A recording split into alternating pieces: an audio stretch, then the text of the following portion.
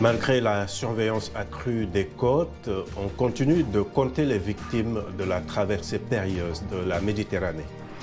Même la pandémie de Covid-19 n'a pas découragé ces milliers de jeunes dont une bonne partie sont originaires d'Afrique subsaharienne et du Maghreb. Au début de ce mois, plus d'1 millier de migrants africains sont arrivés sur les côtes des îles espagnoles des Canaries en 48 heures. Mais d'autres sont moins chanceux. Le naufrage d'une embarcation au large de la Tunisie il y a quelques jours a fait au moins une vingtaine de morts. Toujours durant ce mois d'octobre, plus de 200 candidats à l'immigration clandestine ont été interceptés au large du Maroc. Des événements qui viennent rappeler la persistance du problème. Qu'est-ce qui explique cette immigration irrégulière risquée? Quelle solution pour ces jeunes? Réponse au cours des 30 prochaines minutes.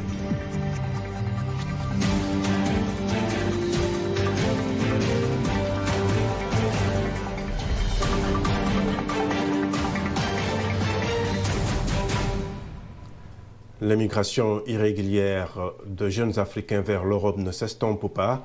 Cette année, l'Organisation internationale pour les migrations constate une augmentation de 700% des départs à la migration clandestine via la route maritime ouest-africaine.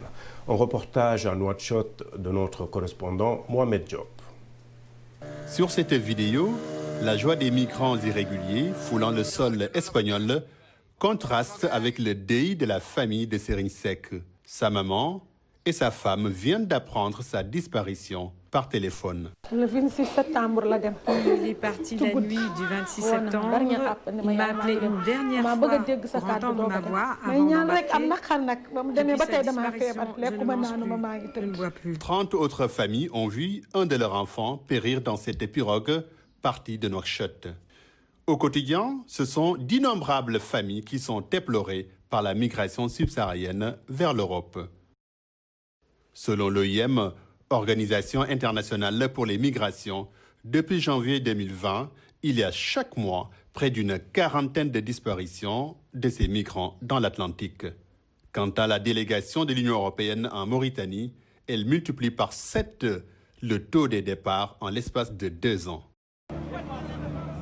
Envers et contre tous, et en dépit des risques encourus, les candidats échafaudent plan sur plan et définissent des stratégies. Comme tous, ils s'adaptent aux situations. Le point d'embarcation était...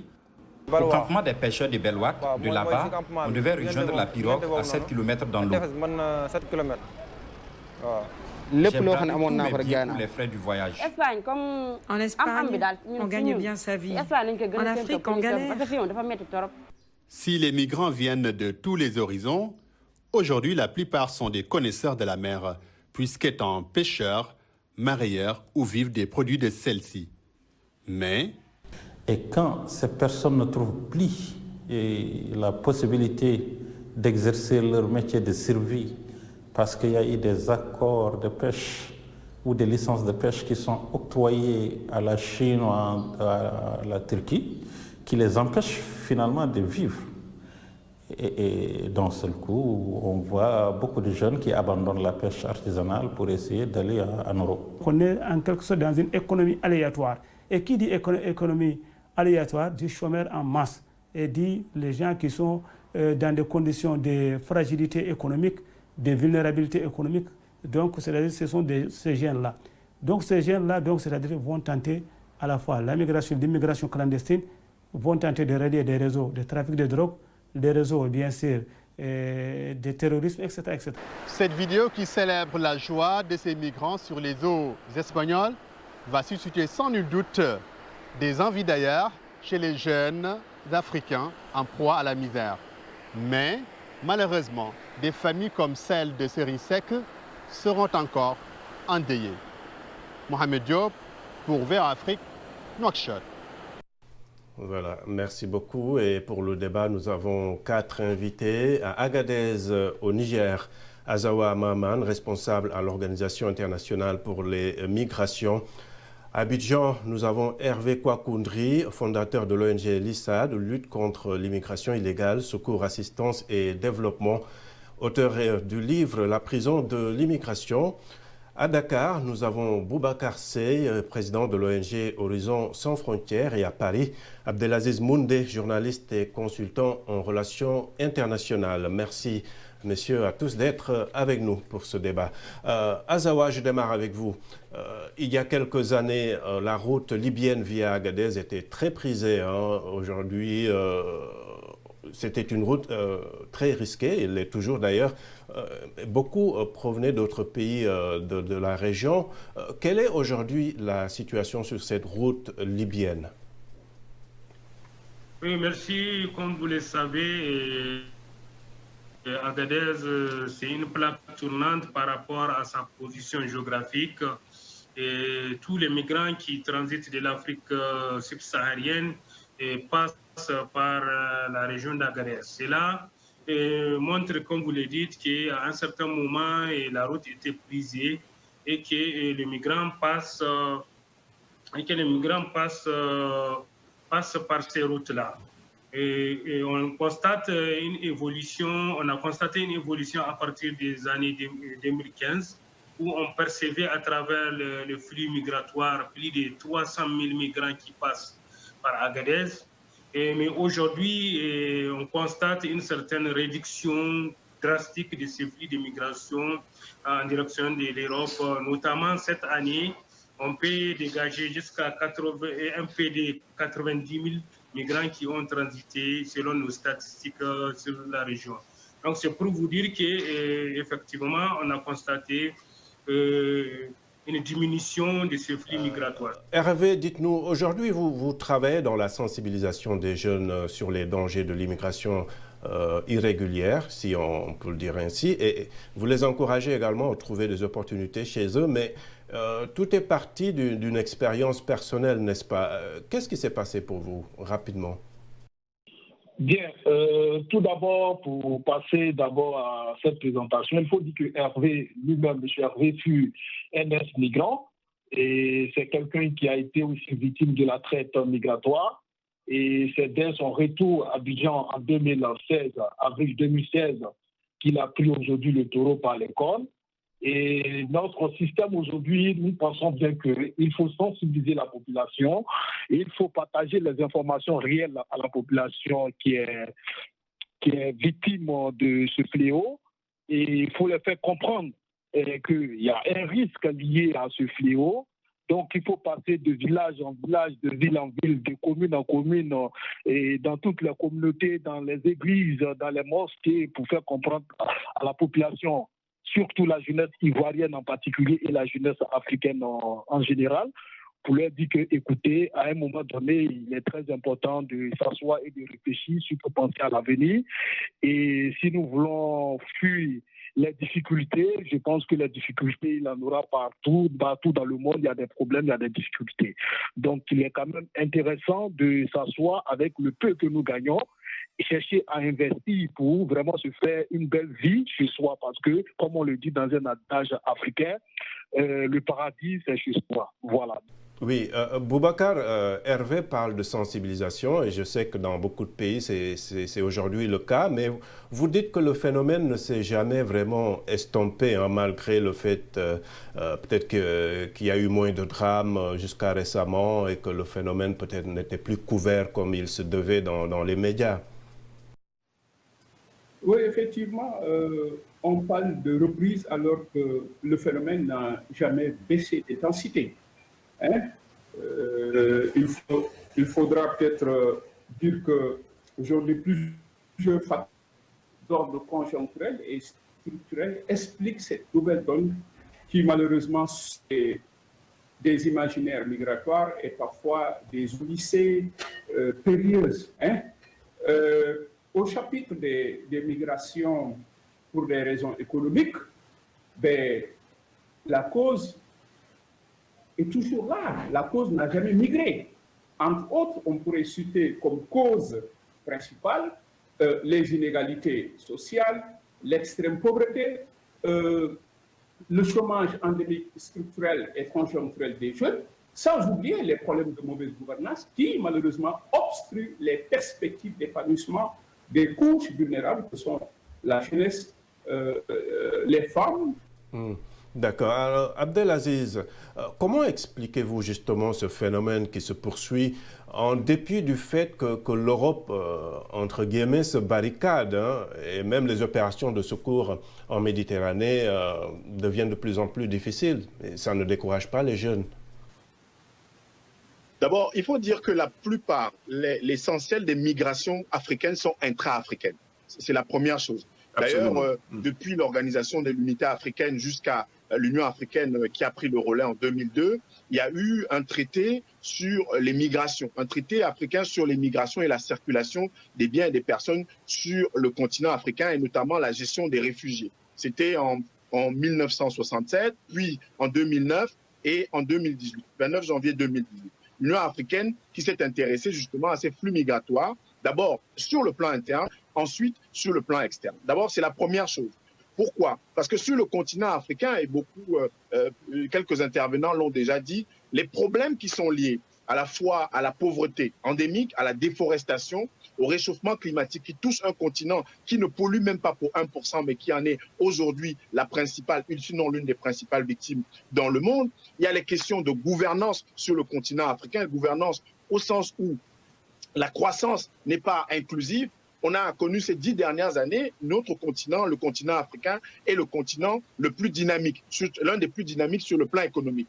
Mais c'est une croissance qui est liée à la hausse des prix des matières premières, donc une croissance qui est liée à l'extraversion et à la structure coloniale et classique de nos économies qui ont été influencées, impactées justement par une présence de la traite négrière, traite arabo-islamique, traite négrière et ensuite maintenant la colonisation. Donc la structure de l'économie africaine est l'une des causes, effectivement, à la fois de ces migrations et surtout de l'attractivité qu'exerce encore l'Occident, l'Europe, notamment les États-Unis un peu moins, sur les jeunes Africains. Donc on part parce qu'on cherche un mieux-être. On part de l'intérieur du Cameroun pour aller vers Yaoundé, vers Douala. C'est-à-dire que les villes qui attirent, les villes qui offrent des possibilités d'emploi. On part de Ziguinchor pour Dakar. On part des régions du Nigeria, qui sont des régions du Delta, vers Lagos ou Abuja, parce qu'on veut le bien-être. Et parfois, à Abuja, c'est souvent à partir d'Abuja qu'on trouve, comme on dit, le moyen de partir ailleurs, c'est-à-dire en Occident. Donc je pense qu'il faut fixer le cadre comme ça pour dire que, à la fois de tout temps, les Africains ont migré, se sont déplacés. D'ailleurs, l'une des caractéristiques de notre continent, c'est l'extrême mobilité des populations, l'extrême dynamisme des populations que n'a jamais freiné des barrières naturelles comme le Sahel. Ensuite, maintenant, aujourd'hui... On peut revenir sur tout cela, si vous le voulez bien, mais Azawa, pour revenir un peu sur cette route libyenne qui est très risquée, mais on voit aussi... dans le sens inverse, des pays comme l'Algérie qui renvoient ces migrants vers le Niger et ils disent être abandonnés dans le désert, ces migrants. Et je sais que vous en avez secouru des centaines, voire des milliers. Comment se passent ces opérations de secours dans le désert? Effectivement, nous avons, dans le cadre de notre programme de mécanismes de ressources et de réponse pour migrants, qui est financé par l'Union européenne, en grande partie, et nous sauvons les migrants qui sont de retour abandonnés dans le désert, notamment. Comme vous le savez, l'opération de retour des migrants en masse de l'Algérie vers le Niger se fait par d'abord un dépôt de migrants au niveau des points zéro.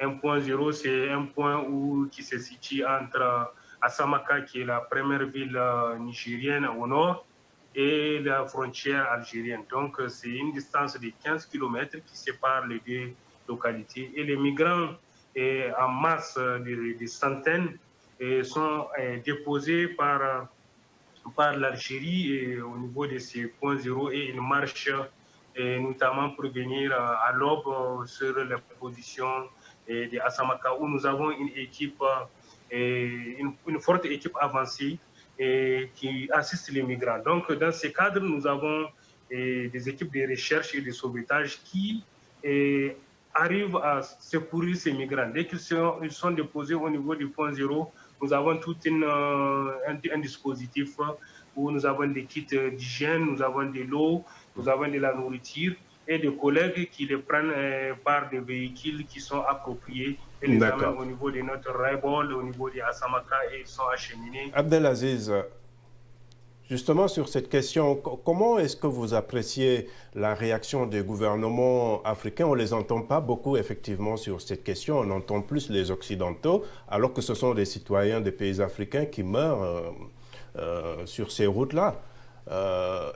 Certains vont jusqu'à accuser ces gouvernements africains de fermer les yeux parce qu'ils ne peuvent pas trouver du travail à ces jeunes. Comment est-ce que vous analysez tout cela? Oui, c'est un vrai paradoxe. Vous remarquerez que rares sont les pays africains, d'une part, qui ont des ministères qui sont dédiés aux questions migratoires et notamment aux questions liées à la diaspora. Il y a un certain nombre de pays qui ont commencé effectivement à s'y intéresser. Et deuxièmement, et ça c'est une question, un problème de fond, une problématique de fond, l'intervenant précédent venait de parler de la question de l'extrême pauvreté qui n'est pas encore résolue en Afrique. 60% des Africains n'ont pas accès aux services d'assainissement de base. 40% d'Africains n'ont pas accès à l'eau. C'est-à-dire des problématiques qui sont des problématiques basiques. Vous imaginez que le continent le plus riche au monde, qui a les matières premières stratégiques les plus importantes au monde, avec des pays comme la RDC, la République démocratique du Congo, qui compte le plus grand nombre de ressources cumulées au monde, vous vous rendez compte que la pauvreté est la plus endémique là-bas. Ce n'est pas normal. Ça devrait indigner chaque Africain dans le monde. Parce que nos gouvernements ont des problèmes de légitimité. Nous élisons nos gouvernants parce qu'ils sont nos frères, nos sœurs, c'est de la tribu et de l'ethnie ou de notre région. Nous ne sommes pas concernés et préoccupés par des questions de contrôle citoyen de l'action publique ou bien de contrôle citoyen de la parole publique. Autrement dit, quand un gouvernant n'agit pas sur le continent, comment on sanctionne, comment on réprime, comment on se retourne contre ça? Ça fait que quand les gens ont faim, ils veulent partir. Quand les gens ont faim, ils veulent migrer. La croissance inclusive n'existe pas. On construit des autoroutes, des ponts à Abidjan, etc. Mais les gens qui sont sous les ponts dorment sous les ponts et ploient sous la misère. Donc c'est le problème structurel de l'Afrique. C'est un problème structurel. Il ne s'agit pas simplement de migration. C'est un problème de transformation structurelle du continent. Merci beaucoup. On a quand même des réactions de téléspectateurs sur la page Facebook de VOA Afrique. Nous avons Eddie Loman, RDC, il n'a pas précisé la ville. Il dit « Il n'existe pas d'immigration irrégulière ou régulière, sinon nous serions tous des immigrés aux origines inconnues ». Aruna Baldé à Dakar écrit « L'immigration irrégulière est due à la pauvreté, au chômage, au climat socio-politique et au terrorisme dans certaines zones. Et cette année, le Covid-19 a aggravé la situation car beaucoup de jeunes ont été licenciés. » Et puis Alphonse Mbouaki à Kinshasa qui écrit « La vraie solution, c'est d'offrir une vie meilleure aux jeunes, des opportunités de réussite, un bon système éducatif et des emplois. » Voilà donc quelques réactions sur la page Facebook de VOA Afrique. Merci de rester fidèle. Le Washington Forum revient après une courte pause.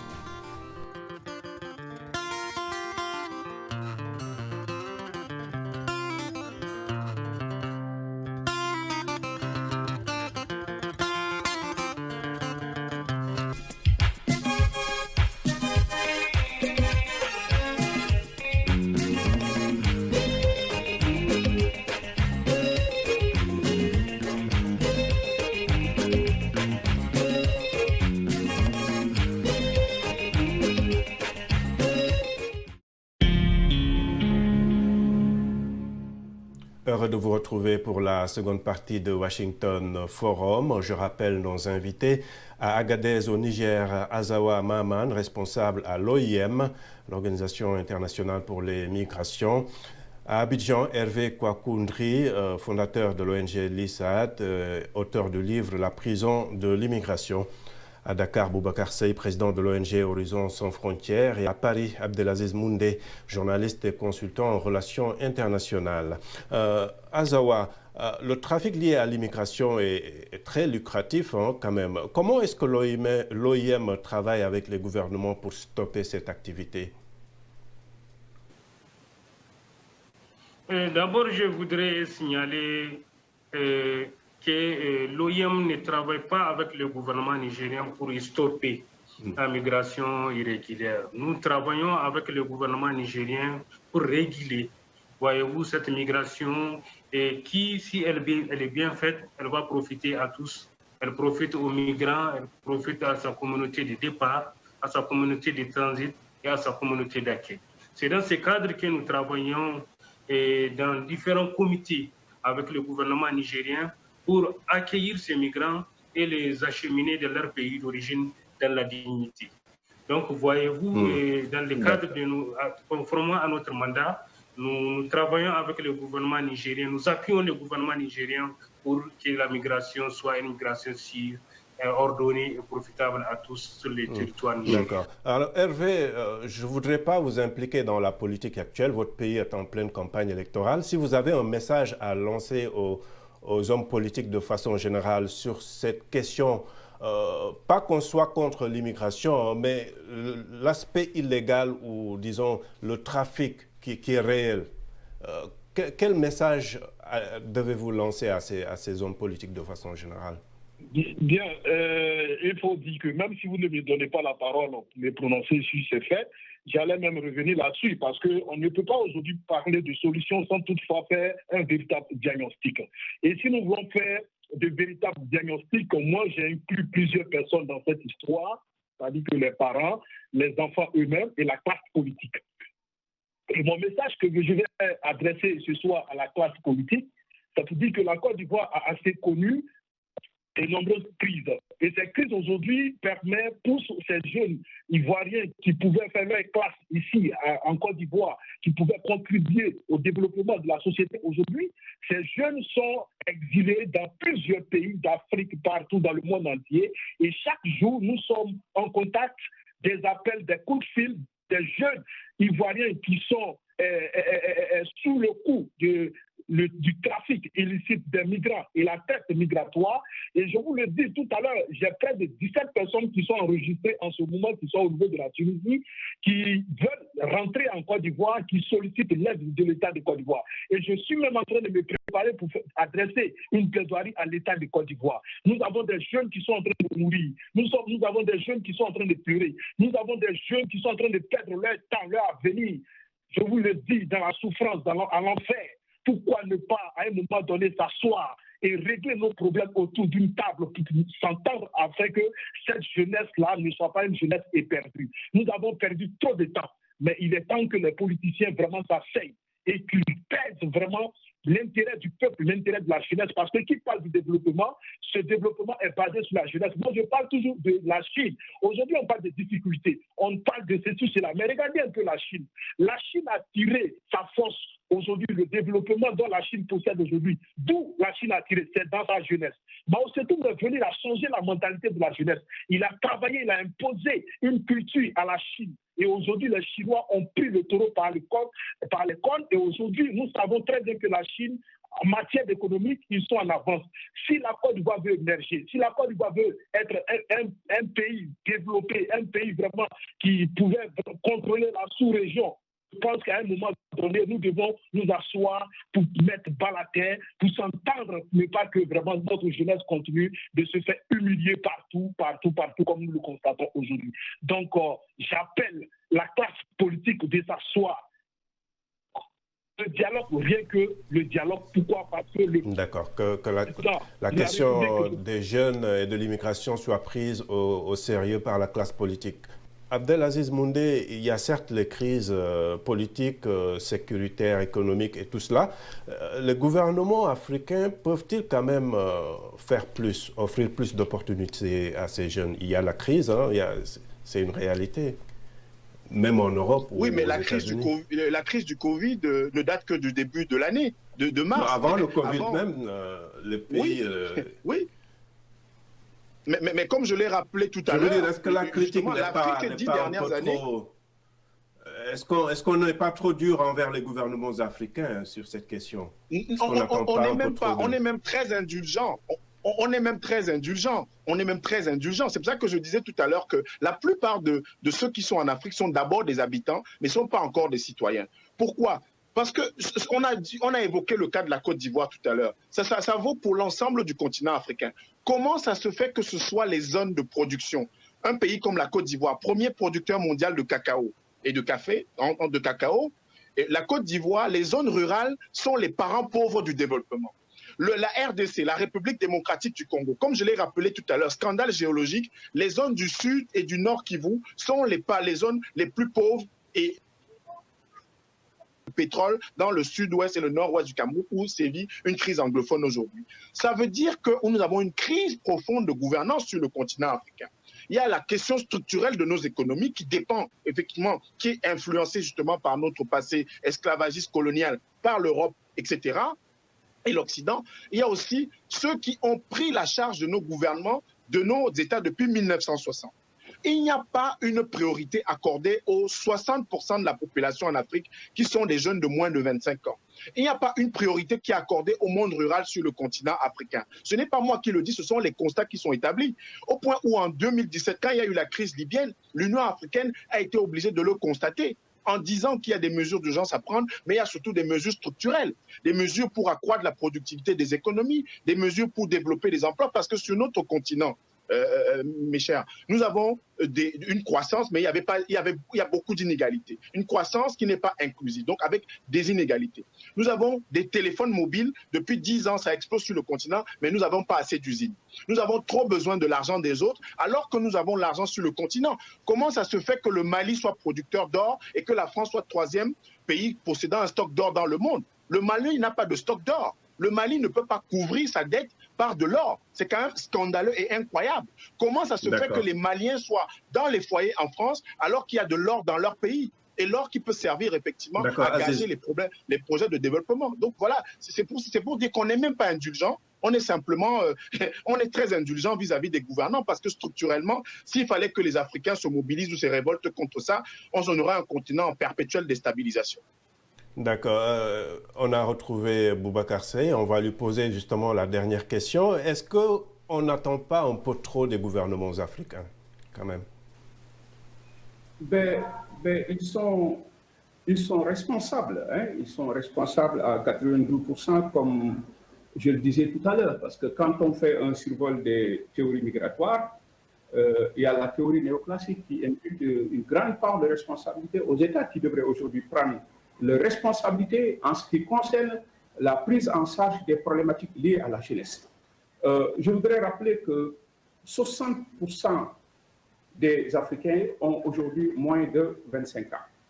À l'horizon 2050, 35% de ces jeunes, des jeunes dans le monde seront africains, alors que cette population n'était que 15% en 2000. D'ici 2030, 30 millions de jeunes africains arriveront dans le marché du travail.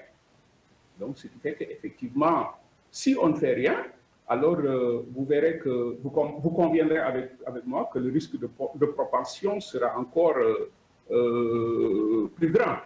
D'autant plus que l'ère post-coronavirus, il faut le dire, risque d'être marquée par une intensification de ces flux sous l'aiguillon de l'extrême pauvreté, sous l'aiguillon du Covid, sous l'aiguillon aussi des crises qui minent le continent africain. Je rappelle que tout le continent est miné par des crises qui malheureusement sont dues à un enchevêtrement de facteurs endogènes, exogènes qui n'échappent pas aux tensions géopolitiques mondiales. Aujourd'hui, il y a urgence absolue.